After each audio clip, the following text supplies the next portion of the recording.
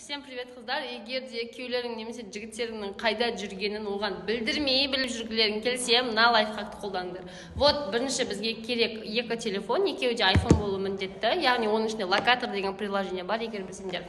Вот, жігіттеріңіздің телефонын аласыздар, контактының ішінен өздеріңізді табасыздар. Міне, сөйтіп кіресіздер. Кірген кезде астына түссеңіздер, поделиться геопозиция деп тұрады астында.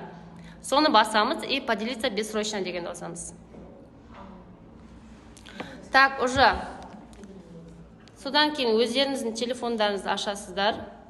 Ашып локатор деген приложениеге кірсеңіздер, уже сразу шығып тұрады мынандай сіздерде. Сіз өзіңіздің геопозицияңызбен бөлісесіз ба деп? Конечно, бөліспейміз. Не делиться дегенді басамыз. Так, одан кейін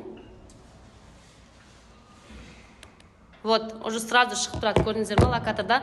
Мынаны бассаңыздар, міне қайда тұрғаны сіздерге көрінеді. Қай жерде, қай көше. Вот. Өздерің қайтатын еді. Қайтатын еді.